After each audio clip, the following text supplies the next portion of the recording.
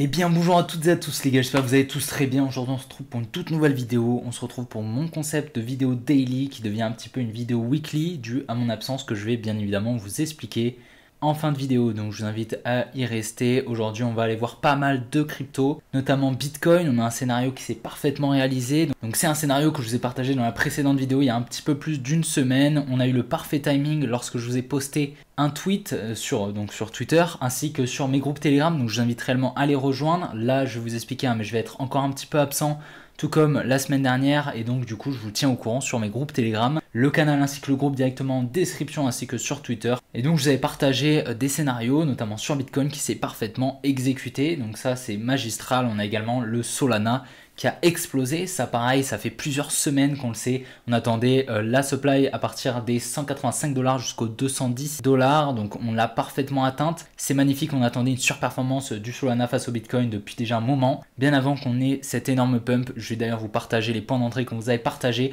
et les performances que vous aviez pu espérer. Je sais qu'il y en a pas mal qui en ont profité, notamment sur le groupe Telegram. Donc voilà, on ira voir Bitcoin, Solana et puis ensuite on ira voir d'autres altcoins, notamment des altcoins plutôt côté AI, d'accord, intelligence artificielle. Donc notamment on ira voir le FET ainsi que le CLOR et le RNDR.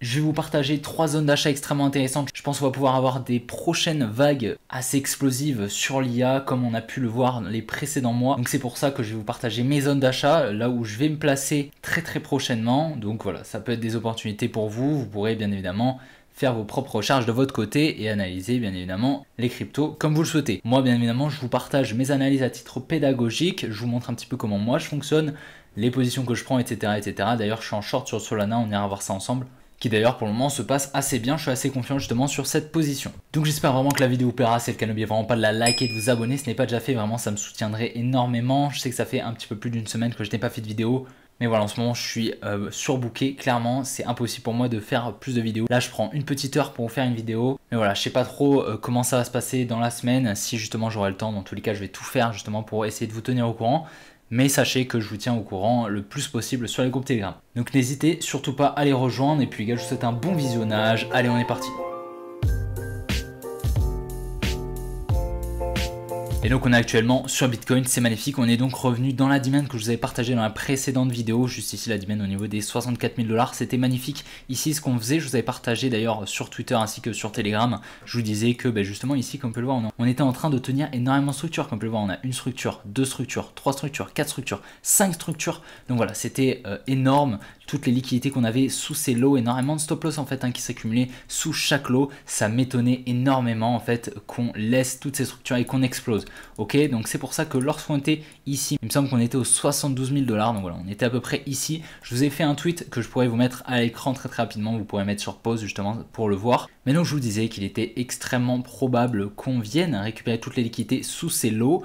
Bien que justement on était sur une tendance haussière, il était beaucoup plus probable selon moi qu'on vienne chercher toutes ces liquidités dues à cette présence énorme de liquidités. En plus de ça, on avait ici une distribution que je vais vous montrer, on va se mettre en 10 minutes. Voilà, on avait une création d'une résistance juste là avec des equal high que je vous ai matérialisé par là, droite rose, et puis ensuite on avait ici le mouvement de liquidation, le uptrust juste ici. On est venu casser la résistance pour la réintégrer et donc récupérer toute la contrepartie présente au-dessus, ce qui a permis à la smart money en fait d'émettre des ordres en vente sur le marché dû à la présence d'ordres en achat injectés par la dump money au-dessus de cette résistance, de par les stop loss ainsi que la cassure de cette résistance qui a émis donc des ordres en achat. La dump money s'est placée en achat à la cassure de la résistance. Bon voilà, vous connaissez la chanson, je vous le répète assez souvent. Et donc ensuite on a dump, on avait énormément de liquidité sous ces lows, on avait une tiers qui se plaçait juste là. Donc voilà, c'était magique. Honnêtement, on avait un scénario qui était extrêmement pertinent. On avait donc un petit peu d'imbalance, comme on peut le voir juste là. D'ailleurs qu'on va pouvoir monter un petit peu, voilà, parce que là du coup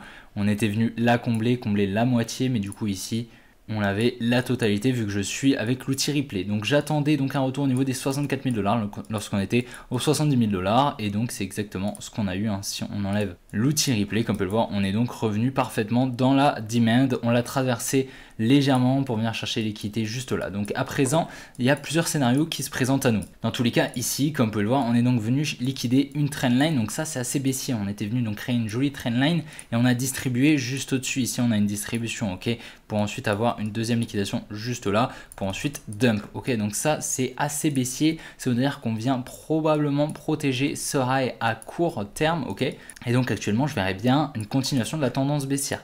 Maintenant, comme on peut le voir ici, on est venu quand même chercher énormément de liquidité, ce qui pourrait donc nous faire dire qu'on vienne continuer la tendance haussière en higher time frame qu'on a. Comme on peut le voir, on a une grosse tendance haussière qu'on pourrait continuer. Maintenant, comme vous le savez ici, on a quand même des equal low juste là, donc un support pour la money, ce qui est pour nous de la liquidité. Donc on a énormément de liquidité qui se place juste en dessous. Donc ça peut potentiellement être une target pour une continuation de la tendance baissière, pour ensuite revenir peut-être dans cette réaccumulation qui a eu lieu ici au niveau des 52 000 $ pour effectuer la mitigation. C'est quelque chose qui est possible, ou bien peut-être cette demand juste là au niveau des 56 000 $.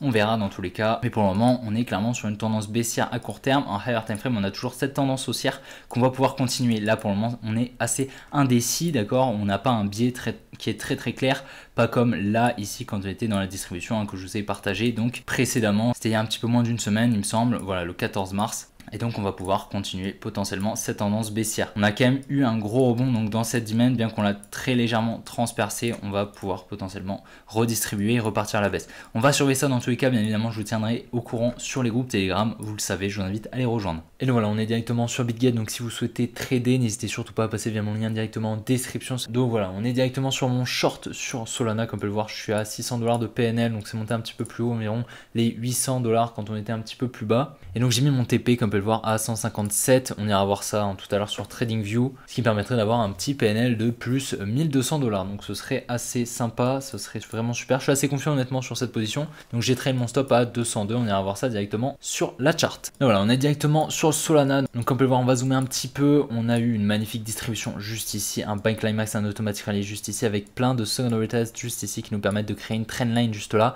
avec une liquidation de cette trendline juste ici. Comme on peut le voir, pourquoi c'est une liquidation? Parce qu'en fait on vient passer au-dessus de cette trendline juste ici, on vient la casser à la hausse. C'est une trendline baissière, ça veut dire qu'en fait la money est baissière à partir du moment où on est sous cette trendline. Lorsqu'on vient la casser, la money passe haussière. Ok, donc elle injecte des ordres en achat sur le carnet d'ordre, ce qui permet à la smart money en phase de vendre. Ok, parce que les marchés financiers c'est un zéro sum game, vous savez, pour un achat il faut une vente. Donc pour ne pas faire décaler le carnet d'ordre et injecter ses ordres à un prix intéressant, elle vient créer justement ce genre de setup, créer une trendline qui vient casser pour inciter la money à se positionner en achat, lui permettant de vendre à la smart money. D'accord, ok, ici on avait une tiers qui détenait la liquidité, donc de la confluence pour nous.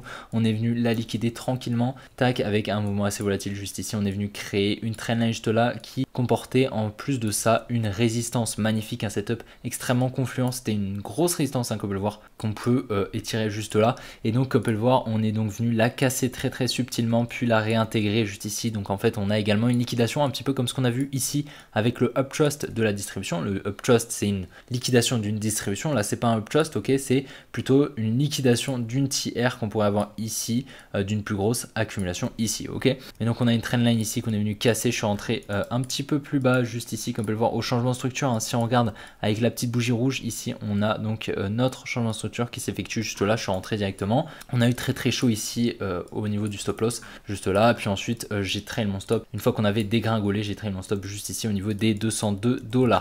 Donc si on dézoome un petit peu, comme on peut le voir, on est venu donc créer une trendline de nouveau que je vous ai mis en rouge juste là, mais on va la mettre en rose, ce sera un petit peu plus joli, j'aime bien le rose. Et donc on est venu, comme on peut le voir, la liquider juste là. Donc ça m'étonnerait pas du tout ici qu'on vienne continuer cette baisse. On est venu donc la liquider comme un petit peu ce qu'on a fait juste au-dessus, exactement en fait. On est venu donc passer juste au-dessus pour la réintégrer. Ce qui m'étonnerait pas après, c'est qu'on vienne chercher tous les lots qu'on a juste ici. Donc ce serait super, hein, ça nous permettrait de continuer de capitaliser sur notre short, notre jolie position qu'on a. Donc j'ai mis mon take profit, si j'arrive à dézoomer tranquillement, au niveau de cette fair value gap. Cette fair value gap qui est synonyme d'imbalance, ok, c'est exactement la même chose. Ça veut dire tout simplement que c'est une zone où on n'est jamais revenu. Si on se met par exemple en 2 jours, hein, on va voir juste après. Donc j'ai mis mon take profit, il me semble, au 157, hein, je vous avais dit. Donc voilà, ce serait une super position. Je pense honnêtement que cette demand est assez pertinente pour un retour. Honnêtement, on a une résistance juste là, on a dû avoir un joli transfert qui s'est exécuté ici. Ça m'étonnerait pas qu'on vienne protéger cette demand comme ça, avoir un petit retour pour se repartir. Maintenant, il faut quand même voir que ici on a quand même une grosse trendline qu'on a liquidée, que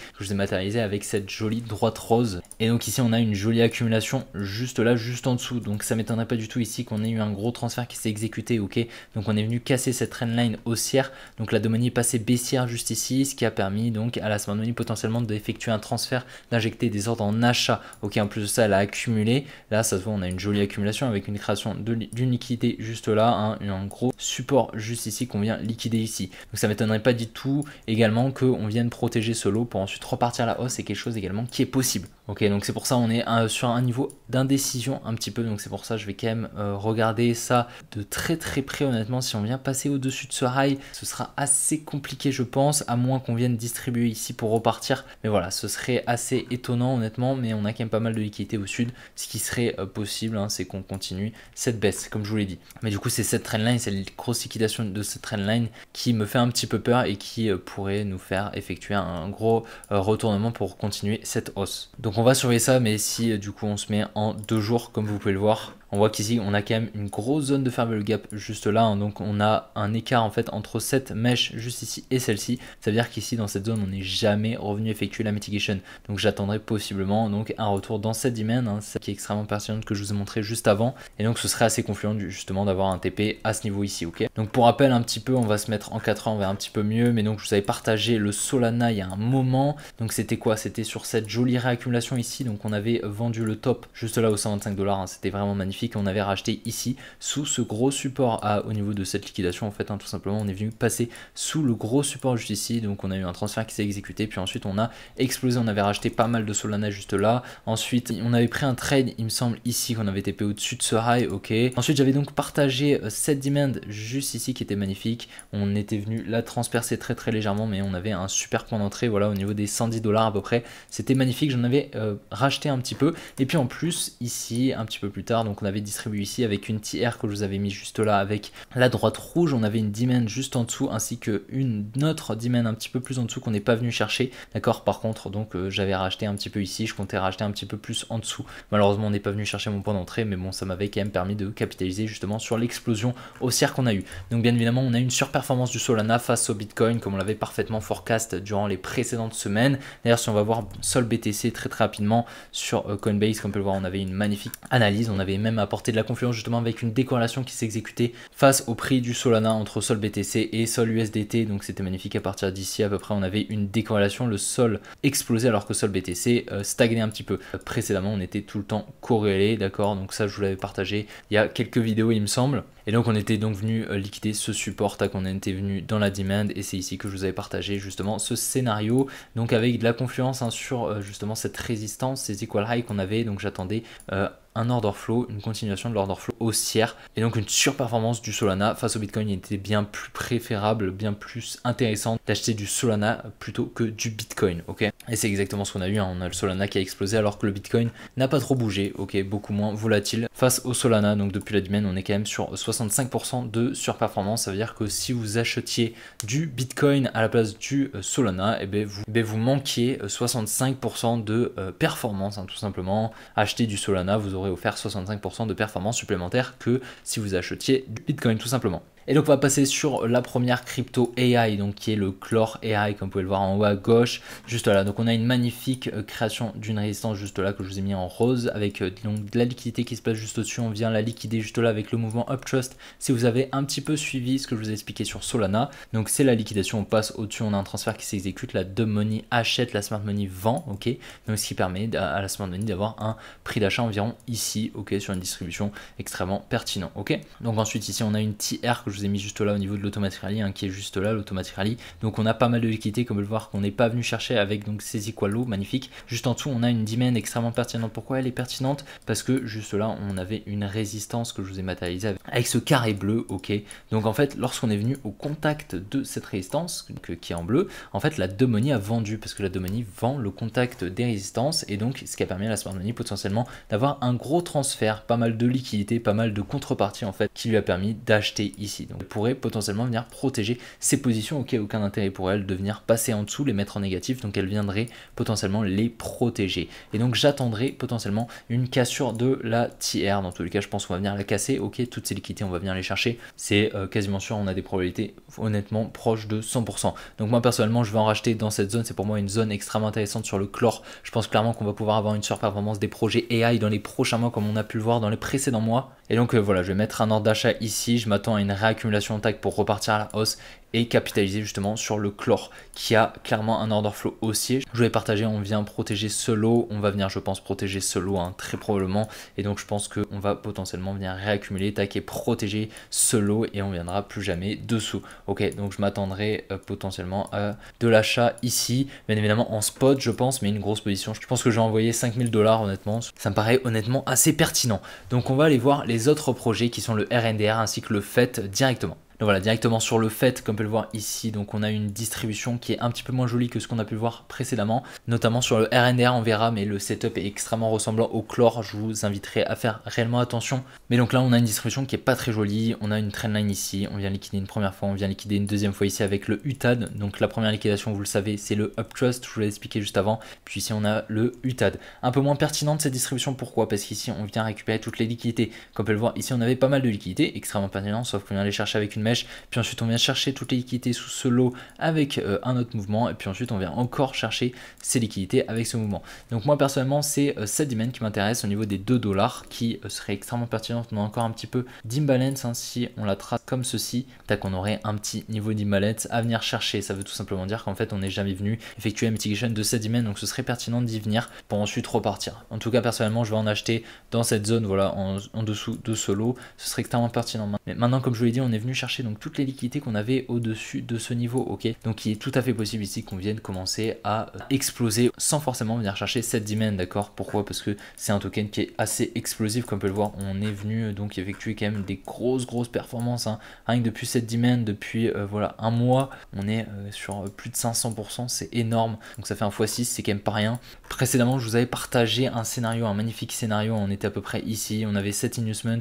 Bon, en lower time frame, on va pas zoomer, ça sert pas à grand chose, mais donc je vous avais partagé cette demand. On est sur un x4, il me semble, dessus. Si on regarde, comme vous pouvez le voir, on est voilà sur un x3. C'est quand même pas rien. Je vous avais partagé également cette demand un petit peu au-dessus, juste ici. Donc on était venu légèrement la transpercer, mais sur de l'achat spot, ça aurait été extrêmement pertinent. Et puis on est sur un x2 depuis.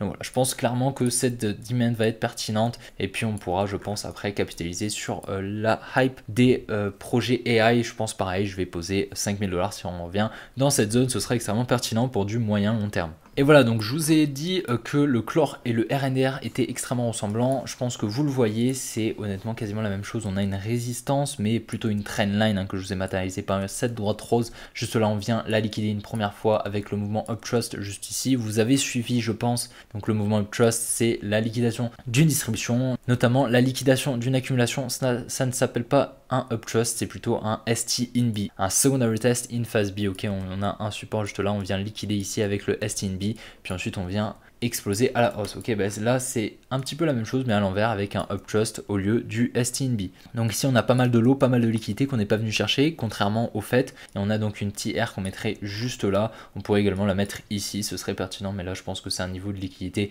important qu'on va venir chercher de l'inducement hein, tout simplement. Donc là on a une distribution, je m'attends à une réaccumulation une fois la cassure de la tiers fait. Ok, on vient récupérer les liquidités sous la tiers pour ensuite réaccumuler, repartir à la hausse. On a ici un gros bloc qui je pense serait pertinent en fait pour de l'achat. Donc venir chercher la surface de ce bloc pour acheter hein, tout simplement. Donc les 8.33, vous le voyez à droite, ça peut être je pense une bonne zone d'achat. Mais clairement l'order flow est haussier, il n'y a pas trop de doute. Je pense clairement que on va venir continuer cette hausse et voilà 5000 $. Je pense que ce serait extrêmement intéressant également, tout comme sur FET et chlore. Personnellement bien évidemment, c'est selon mon risk management. Je vous invite à faire vos calculs selon votre risque, etc. Je vous invite à faire vos propres analyses. Bien évidemment, ce n'est pas un conseil d'investissement. Je vous explique simplement ce que je fais à titre pédagogique. Et donc voilà, je pense qu'un achat ici sera extrêmement pertinent pour du moyen long terme, tout comme sur chlore et FET. Et donc voilà les gars, j'espère vraiment que la vidéo vous aura plu. C'est le cas, n'oubliez vraiment pas de la liker, de vous abonner. Ce n'est pas déjà fait, n'oubliez pas de rejoindre le canal Telegram ainsi que le groupe Telegram ainsi que mes autres réseaux sociaux directement en description. Vous avez tout en description. J'invite vraiment à me lâcher un petit pouce bleu, ça me soutient, ça me fait extrêmement plaisir, surtout en ce moment. Donc comme je vous ai dit,